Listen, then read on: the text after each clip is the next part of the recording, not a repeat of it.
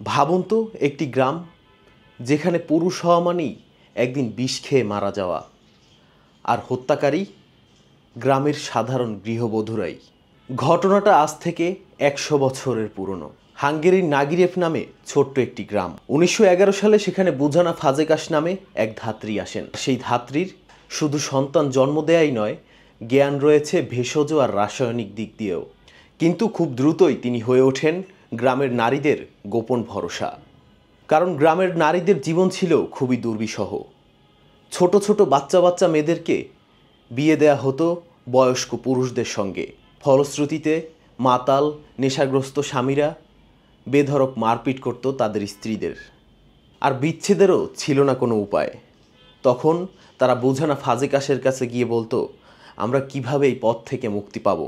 ফাজেনা তখন বলতো, আমার কাছে সমাধান আছে। আর সেই সমাধান ছিল আর্সেনিক। তখন যুদ্ধ চলছিল, আর নারীরা রুশ যুদ্ধবন্দীদের সঙ্গে সম্পর্কে জড়াতেন। কিন্তু যুদ্ধ থেকে স্বামীরা ফিরে আসলে পর সেই নারীদের স্বাধীনতায় হস্তক্ষেপ হলো। তারা বাধাগ্রস্ত হলো রুশ যুদ্ধবন্দীদের সঙ্গে সম্পর্কে।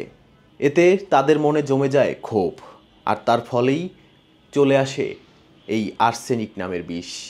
1911 থেকে 1929 সালের মধ্যে অন্তত 50 জন, আর কিছু অনুমান বলছে 3 শতাধিক পুরুষকে হত্যা করা হয়।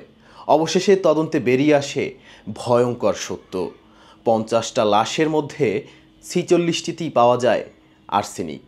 26 নারী গেল আদালতে, তাদের মধ্যে 8 জনের হলো ফাঁসি, বাকিদের বিভিন্ন মেয়াদে কারাবন্দি। আর সেই ফাজেকাশ পুলিশ আসার আগেই সে বিষ খেয়ে নিজেকে শেষ করে ফেলে। আজ নাগিরেভের সেই গ্রাম একেবারেই শান্ত, কিন্তু ইতিহাসে রয়ে গেছে সেটা অ্যাঞ্জেল মেকার্স, নারীদের গ্রাম হিসেবে। তবে বিদ্রূপের বিষয় হলো, এই ঘটনার পর থেকে পুরুষরা নারীদের প্রতি অনেক সহানুভূতিশীল হয়েছিল, অনেক নরমভাবে তাদের সঙ্গে ব্যবহার করত।